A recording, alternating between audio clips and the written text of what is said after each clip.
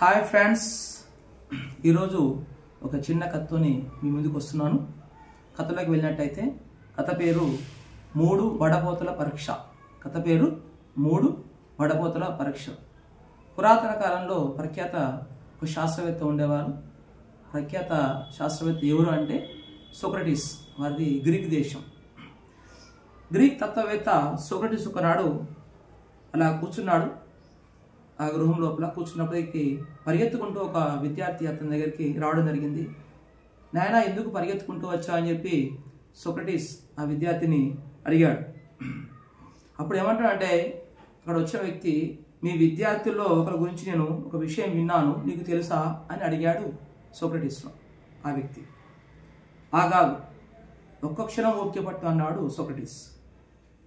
విషయం ఏమిటో చెప్పే ముందు నీకు ఒక చిన్న పరీక్ష పెడతాను నీకు అని చెప్పాడు సోక్రటీస్.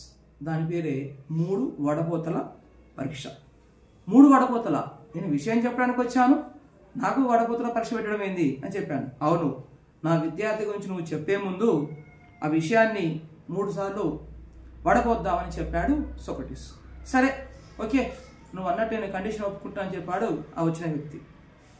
మొదటి వడపోత పరీక్ష పేరు నిజం. నువ్వు నాకు చెప్పబోతున్న విషయం ఖచ్చితంగా అది నిజమేనా అని నువ్వు నిర్ధారించుకున్నావా అని అడిగాడు సోక్రటీస్. లేదు అన్నాడు ఆ వ్యక్తి. కానీ ఆ విషయం నాకు ఇప్పుడే తెలిసింది అన్నాడు. వెంటనే, సరే అయితే ఆ విషయం నిజమో కాదో నీకు అసలు తెలియదు అన్నాడు. అవును అని చెప్పి ఆ వ్యక్తి కూడా ఒప్పుకున్నాడు. ఇక రెండవ వడపోత పరీక్ష, దీని పేరు మంచితనం.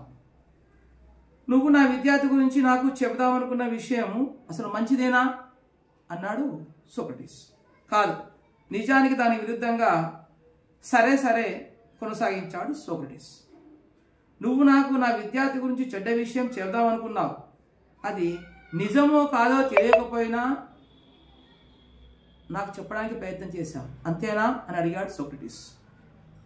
ఇబ్బందికర పరిస్థితితో ఆ వ్యక్తి భుజాలతో అడుగుకుంటూ అవును అని చెప్పినట్టు చెప్పాడు. సరే, సోక్రటీస్ అంతటితో ఒప్పుకొని, ఇప్పటికి ఇంకా నీకు సమయం అయిపోలేదు, నీకు ఒక 3వ పరీక్ష ఉంది, నువ్వు ఇంకా ఉత్తీర్ణమయ్యే అవకాశం నీకు ఉన్నది ఇంకా. కాబట్టి 3వ వడపోత పరీక్ష అంటే ప్రయోజనకరం. నువ్వు నా విద్యార్థి గురించి చెప్పాలనుకున్న విషయము నాకు కానీ వేరెవరికి కానీ ప్రయోజనకరమేనా అని అడిగాడు సోక్రటీస్. అరే, అలా అంటావని చెప్పి ఆ వచ్చిన వ్యక్తి ముసి నవ్వులు నవ్వాడు. అబ్బే, అలాంటిదేం లేదు, నిజానికి చాలా బాగుంది.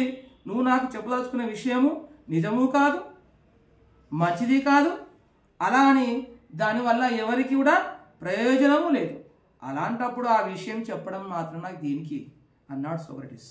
అప్పుడు ఆ వ్యక్తి సోక్రటీస్ మాటలు విని, ఆ గురువు గారి మాటలు విని సిగ్గుతోని తలదించుకొని అక్కడి నుంచి వెళ్ళిపోయాడు. ఇక్కడ నుంచి ఎవరిపైన కూడా నేను చెప్పే ముందు ఎలాంటి ఆలోచించకుండా చెప్పనని చెప్పి ఆ గురువుతోని మాట తీసుకొని అక్కడి నుంచి వెళ్ళిపోయాడు. ఈ కథలో యొక్క సారాంశం ఏంటంటే, మనం ఇతరుల యొక్క విషయాలను ఇతరుల గురించి చెప్పే ముందు వారి విషయానికి మనము 3 వడపోతల పరీక్షను ఇట్లా అన్వయించుకున్నట్టయితే జీవితంలో మనకు సగం తలనొప్పులు దూరం అవుతాయి. ఈ కథ నేను తీసుకురావడం యొక్క ముఖ్య ఉద్దేశం ఏంటంటే, నేటి సమాజం లోపల చాలామంది ఎంతో బిజీగా ఉంటున్నారు. విద్యార్థులకు ఇంట్లో పిల్లలకు సమయం కేటాయించలేకపోతున్నారు. కాబట్టి పండుకునేటప్పుడు కానీ తినేటప్పుడు కానీ ఎప్పుడు సమయం ఉన్నా కానీ జస్ట్ కేవలం 3 నిమిషాల లోపలనే ఈ కథ యొక్క నీతి తెలియబడుతుంది. కాబట్టి ఈ కథను ద్వారా కొంతమందికైనా మోరల్ వాల్యూస్ లోపల మార్పు జరుగుతుందని చెప్పి ఆశిస్తూ ఈ కథను అందరికీ వినిపిస్తారని చెప్పి కోరుకుంటూ, నచ్చితే comments, like, share and subscribe చేస్తారని చెప్పి నా సహృదయంతో కోరుకుంటూ అందరితో సెలవు. స్వస్తి.